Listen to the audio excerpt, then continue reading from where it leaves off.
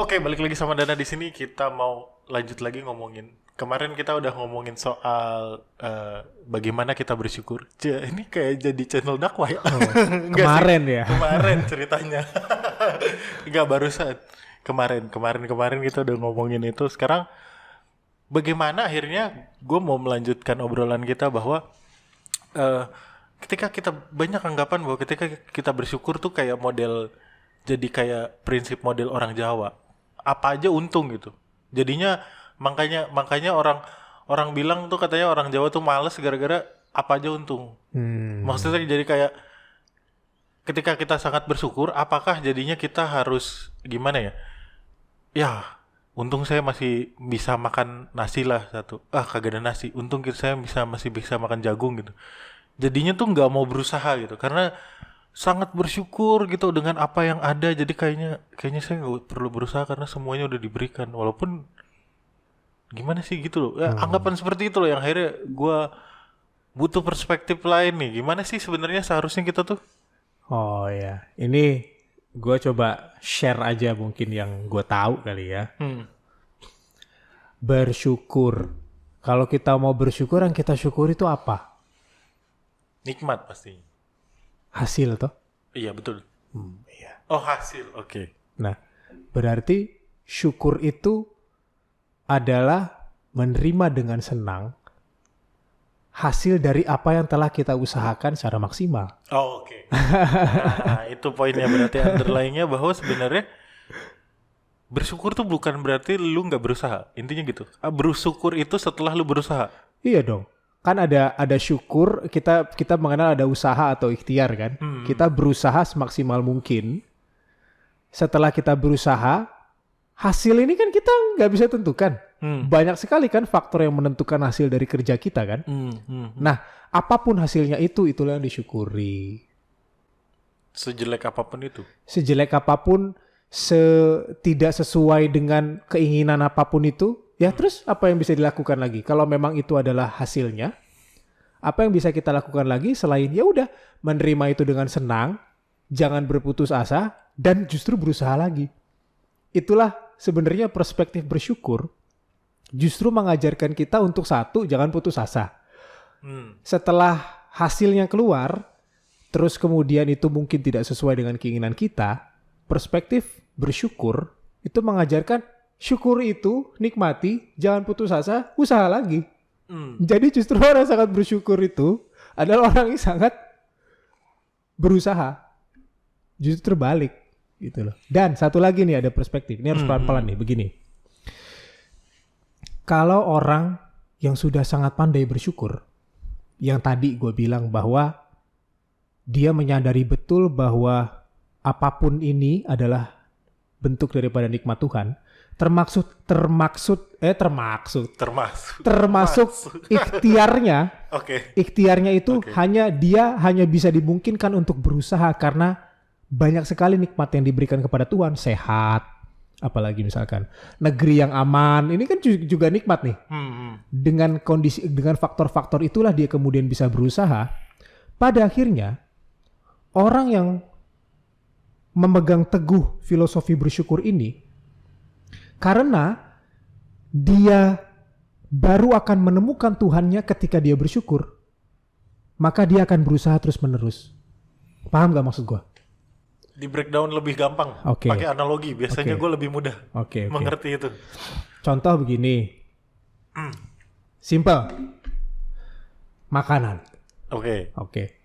Orang ingin bersyukur terhadap makanan ini. Yang harus dia lakukan pertama kali apa? Cari uangnya agar dia bisa beli makanan ini, sehingga ketika dia makan, dia bisa bersyukur.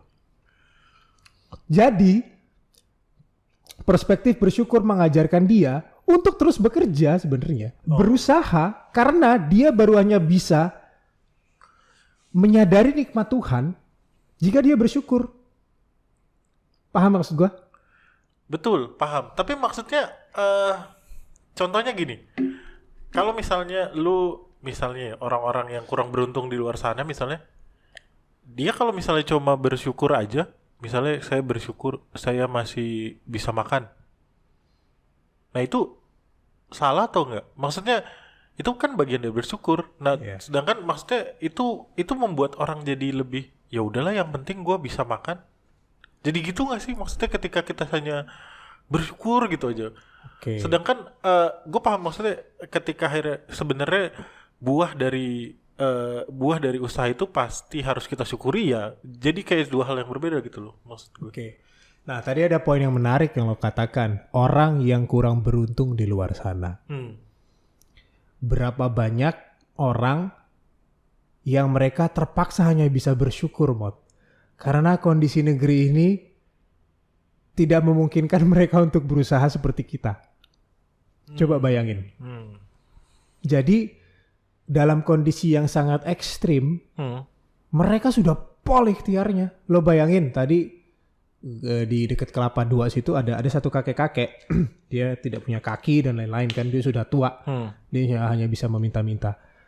Apa ikhtiar terbaik yang bisa dia lakukan? Dia hanya bisa keluar rumah, melakukan apa yang bisa dia lakukan, meskipun itu gue yakin tidak sesuai dengan hati nuraninya, karena orang pasti nggak mau minta-minta. Tapi dalam kondisi yang sangat sulit, ikhtiar yang dia bisa lakukan adalah seperti burung aja udah. Keluar dari sangkar, kerjakan apa yang bisa dikerjakan, terus kemudian apapun hasilnya aku bersyukur terhadap hasil itu. Oke.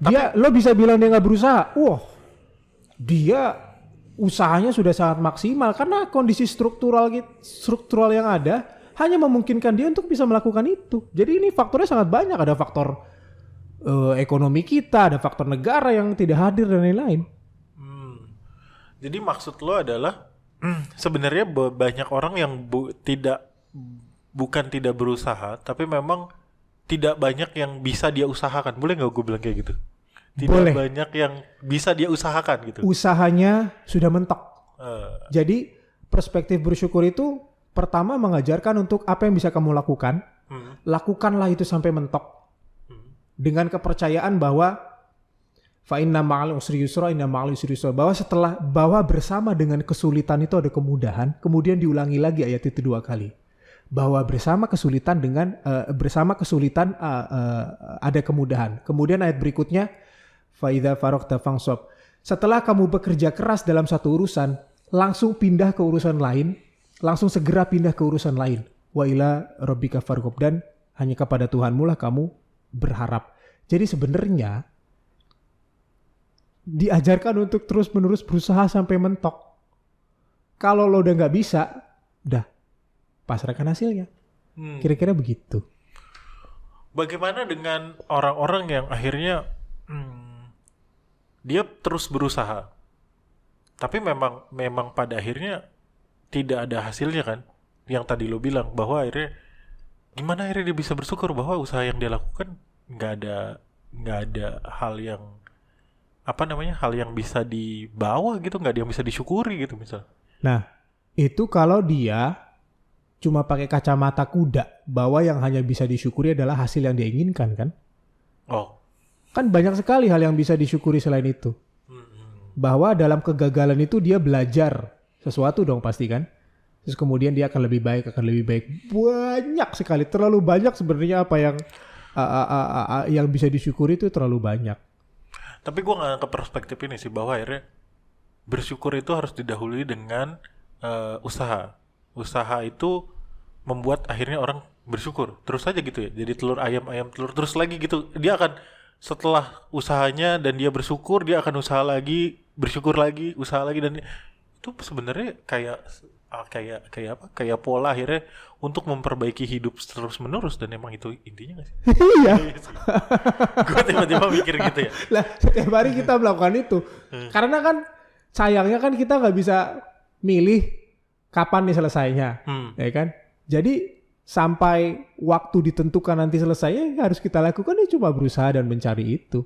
Karena kita hidup ini sayangnya teman-teman itu nggak bisa absen.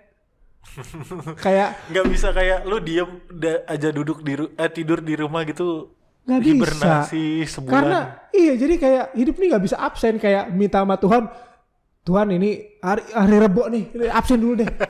Besok Kamis kita lanjut lagi, nggak bisa. Sayangnya kita attach sama badan. Sebenarnya dan yang menyebabkan itu kenapa kita harus selalu berusaha? Karena jiwa kita masih ada di dalam tubuh nih. Tubuh inilah yang membutuhkan makan, membutuhkan tidur dan lain-lain. Dan kita bekerja kan untuk sekedar memenuhi itu. Cukup aja, cukup makan, cukup tidur, apalagi cukup hiburan dan lain-lain kan. Kalau jiwa, makanannya kan bukan materi. Kita gedebugan ini, seumur hidup gedebugan kan cuma untuk memenuhi kebutuhan tubuh aja. Itulah kenapa nggak bisa. Lo tidur nih, ada yang disebut kalori kosong kan. Kalau dalam ilmu gizi ada kalori kosong.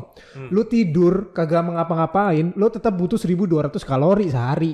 Ya tetap butuh makan dong. Tetap butuh makan. Artinya dalam hidup ini kita nggak bisa minta izin absen nih hari Rebo, besok lanjut lagi, nggak bisa, memang begitu. Iya. Gue jadi kepikiran film Clicks, tau nggak lo, Adam Sandler yang dia klik. Oh iya. Tiba-tiba fast forward udah berapa. Iya, Gue dulu iya. sempet berharap punya itu. Gue juga. Gue pengen autopilot aja seminggu gitu, tahu-tahu udah besok gitu kayaknya. Iya. Pengen juga tuh kadang-kadang nyobain gitu ya. Nyobain ya. Ya, Gimana tapi kalau kita autopilot? Sayangnya nggak bisa ya. Sayangnya nggak bisa. Bahkan kalau dalam kepercayaan orang yang beriman, setelah manusia diciptakan, dia benar-benar tidak bisa absen. Karena setelah di hidup yang ini, dia akan hidup lagi. Jadi jiwa itu dia nggak bisa disirnakan. Ya, gua ada satu teori soal hukum kekekalan energi itu kan ya. Waduh, ini kita udah bicara kekekalan energi Tesla nih. Iya, paham sampai situ. Oke, kita pembahasan yang selanjutnya ketika kita bersyukur. Apakah akhirnya kalau kita bersyukur, sangat bersyukur bahwa dalam kondisi apapun, ya, apakah itu berarti kita tidak boleh berjuang? Dalam artian ketika misalnya kita dijajah misalnya, ya udahlah kita bersyukur aja dijajah sama negara lain, yang penting kita itu gimana tuh, kalau kayak gitu gimana? Ya, agama manapun dan pembawa agamanya pun selalu mengajarkan untuk di bumi ini menegakkan keadilan. Oke, menegakkan keadilan. Menegakkan keadilan. Kalau dalam bahasa Islamnya itu amar ma'ruf nahi mungkar. Mengajak kepada kebaikan, mencegah kemungkaran, kan kira-kira gitu. Nah, untuk tujuan itu ya orang harus berjuang. Kalau dia melihat ketidakadilan di depannya, ya dia harus mempertahankan kebenaran, harus menegakkan keadilan itu. Berarti hasilnya bahwa dia berhasil atau tidak, itu Tuhan yang menentukan. Karena kita terlalu banyak faktor kan. Contoh, penegakan hukum di negeri kita tercinta ini. Ya, kalau kita dizalimi, ada orang tertindas, ya, harus ditegakkan keadilan. Itu gunanya LBH apa segala macam. Harus ditegakkan keadilan itu. Tapi di negeri ini penegakan hukum yang memble ini kan kita tahu sendirilah hasilnya seperti apa. Nah, terhadap hasil itu ya udah kita cuma bisa, ya apalagi bisa dilakukan? Mau revolusi? Pokoknya ikhtiarnya dulu sampai mentok. Kalau tidak bisa ya udah, itu urusan Tuhan. Oh, berarti maksud lo bukan berarti kita ditindas itu harus tetap bukan berarti tidak berusaha. Balik lagi ke yang tadi awal kesimpulan bahwa ya tetap harus didahului dengan usaha. Menegakkan keadilan. Menegakkan keadilan. Bahkan ada satu surat dalam Quran itu Al-Hadid. Al-Hadid itu artinya besi. Dalam satu ayatnya di situ, mungkin ayat 24, mungkin silakan dicek. Orang bisa menggunakan besi untuk menegakkan keadilan. Kemudian para mufasir menafsirkan apa yang dimaksud dengan besi. Besi itu adalah kekuatan. Jadi, untuk menegakkan keadilan, kalau sampai engkau butuh besi untuk menegakkannya, dalam arti butuh apa? Besi itu butuh kekuatan koersif dan lain-lain, harus ditegakkan. Itulah kenapa dulu Nabi Muhammad misalkan, ketika di Mekah melihat ada ketidakadilan, orang ditindas.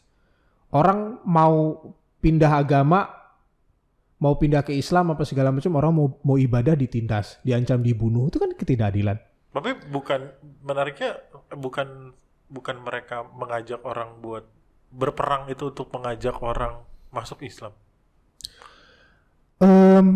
Menurut perspektif saya, hasilnya yang dinilai sama Tuhan itu bukan hasilnya, tapi prosesnya. Dalam arti begini, ini jadi sinau nih. Kalau diperiksa ada satu wahyu yang turun pertama, namanya surat Al-Alaq, 5 ayat pertama. Pasti familiar dengan Iqra dan lain-lain. Nah, sebenarnya ayat itu harus dilanjutkan karena di ayat ke-6 dan sampai seterusnya itu Tuhan berfirman tentang kaum Quraisy saat itu yang melarang orang untuk beribadah atau untuk sholat. Itulah yang dikecam. Jadi sebenarnya yang dikecam sama Tuhan, yang dibenci sama Tuhan, dan yang harus diperangi saat itu adalah ketidakbebasan dalam berpendapat dan beragama. Bukan berarti peperangan antara yang Islam dan non-Islam, bukan itu sebenarnya intinya. Hasilnya adalah itu nanti Tuhan yang menentukan. Karena apa? Kalau bicara hasil, pamannya Nabi Abi Thalib itu siapa sih? Bapaknya Ali. Ali bin Abi Thalib. Bukan. Abu Thalib sampai akhir hayatnya tidak secara formal mengucapkan syahadat dan tidak secara resmi gitu ya masuk Islam. Tapi apa kita bisa bilang bahwa beliau adalah orang yang kafir atau tidak mulia? Enggak, beliau sangat mulia. Karena apa? Perilaku hidup beliau itu sebenarnya sangat Islam karena dia melindungi Nabi Muhammad kan. Yang dilindungi apa? Biarkanlah orang ini menyebarkan agamanya. Jangan ditutup kemungkinan itu. Nah, sementara yang orang-orang kafir Quraisy saat itu lakukan adalah dia diskriminasi, dia mengancam. Ibaratnya kalau sekarang nih bikin diskusi 65 dibubarin. Nah, kira-kira begitu. Jadi ditutup kemungkinan orang untuk mengetahui, mempelajari agama, mempelajari kebenaran itu ditutup. Dan itulah yang tidak boleh. Itu yang dilawan. Bukan gara-gara masuk Islam, gak mau masuk Islam, lawan. Enggak lah. Ini gue langsung tiba-tiba bersedih. Kenapa? Karena apa yang lo bicarakan tadi itu dilakukan umat Islam saat ini. Iya. Melarang orang lain, menentang orang lain untuk akhirnya menemukan kebenaran versinya mereka atau mencoba. Itulah anehnya begini. Gua suka band The Doors. The Doors. Jim Morrison. Gue dapat filosofi ini dari penyair kita Rendra. Ketika gue menulis skripsi, kemudian salah satu anggota bengkel teater yang didirikan oleh Rendra, dia bercerita tentang filosofi The Doors. Karena Rendra suka juga The Doors. Rendra suka The Doors. Suka The Doors dengan Jim Morrison. Karena musiknya tuh trance, musiknya tuh bikin orang lupa diri. The Doors, filosofinya adalah begini. Pintu. Pintunya itu nggak satu, banyak. Jadi Tuhan itu, kalau memang kita percaya bahwa semua ini sebenarnya disediakan oleh Tuhan untuk kita kenali, dan akhirnya kita menuju, akhirnya kita mengenal beliau. Jadi sebenarnya Tuhan itu hadir melalui banyak sekali pintu. Kenapa engkau menutup pintu-pintu itu dan hanya mengklaim bahwa pintu inilah pintunya Tuhan? Gue ingat kata-kata Gus Dur. Apa tuh? Dia suka Janis Joplin sama Mozart. Apa? Janis Joplin? Dia sangat mengidolakan Janis Joplin sama Mozart. Oke, dua hal yang berbeda ya. Iya. Nah, terus dia bilang gini, kalau memang seseorang menemukan Tuhan ketika dia mendengar Mozart, so what? Karena musik itu sangat dekat dengan Tuhan gitu loh. Keindahan itu sangat dekat dengan Tuhan. Terus kenapa? Maka dia bilang Al-Quran itu adalah satu kitab kebenaran, tapi bukan satu-satunya kitab kebenaran. Nah, bukannya di Islam itu satu kitab yang paling utama? Utama, tapi kan bukan satu-satunya. Dalam arti kebijaksanaan itu seperti pintu-pintu itu banyak sekali. Ujungnya, sumbernya ke sana, iya. Tapi kan kita nggak bisa menegasikan proses orang. Betul. Orang menemukan Tuhan dari musik, so what? Gua menemukan apa yang sekarang gua dalami ini melalui teater, melalui metode keaktoran gua, so what? Itu semua memang yang menyediakan pintu itu siapa? Pertanyaan gua. Kalau bukan Menarik. Tuhan itu sendiri, so janganlah ditutup kemungkinan itu. Itu anehnya orang-orang yang kok malah ditutup kemungkinan itu. Menarik. Maksud gue ya. Ini sebenarnya agak loncat sih, tapi ya gue setuju sih bahwa bahwa memang kebenaran absolut itu emang cuma punya Tuhan. Kita manusia mencoba mendefinisikan kebenaran absolut dengan cara kita, akhirnya melanggar kebenaran kebenaran yang coba diyakini sama orang lain kan? Iya. Iya. Oke, balik lagi ke yang tadi soal penindasan itu. Jadi sebenarnya bahwa balik lagi, bersyukur itu bukan berarti kita tidak melawan, bukan berarti pertama bukan berarti kita tidak berusaha, kedua bukan berarti kita tidak melawan atas satu hal yang tidak adil atau penindasan gitu kan. Betul. Intinya.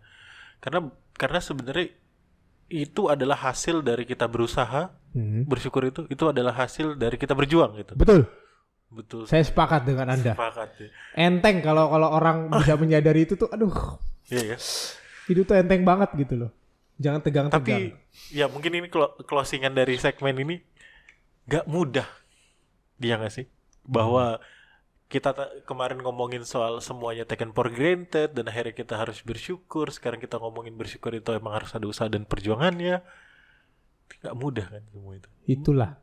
Bahwa usaha dan berjuang itu tidak mudah. Dan apalagi akhirnya bersyukur itu juga gua rasa lebih gak mudah lagi sih sebenarnya. Iya gak sih? Betul. Ada tips and trick kalau kata YouTuber. Waduh, tips and trick ini Tips and trick ini sebenarnya gampang tips and triknya. apa tuh? Kalau dari perspektif lu apa tuh? Kenali orang yang pandai bersyukur. Kenali orang yang pandai bersyukur. Kemudian tiru bagaimana cara dia bersyukur. Gue mengenali lu aja kalau gitu sih.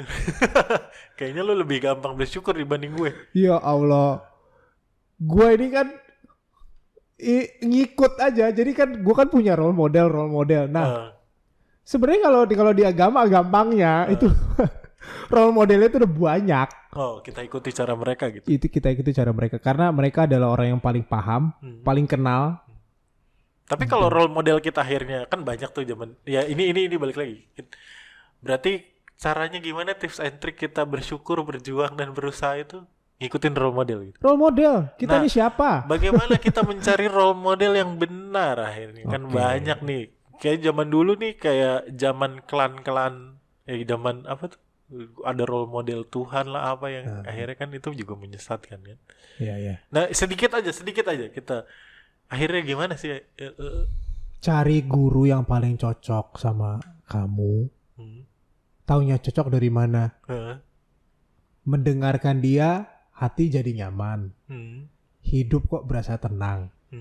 Dan kata-katanya itu dekat kepada kemaslahatan. Dekat kepada kemaslahatan. Kemaslahatan berarti kan bukan cuma kita doang berarti. Bukan cuma diri, tapi luas. Tapi dunia ini. Oke. Segitu aja mungkin segmennya. Iya, luar biasa. Luar biasa udah. Iya. 2 segmen ngomongin ketuhanan. Tapi bukan ketuhanan sih, lebih ke arah bersyukur dan bagaimana cara hidup. Iya. Itu aja sih. Yang bisa kita omongin aja lah. Iyalah. Tuhan mah kejauhan. Kejauhan banget itu. Oke. Sampai ketemu lagi. Bye-bye.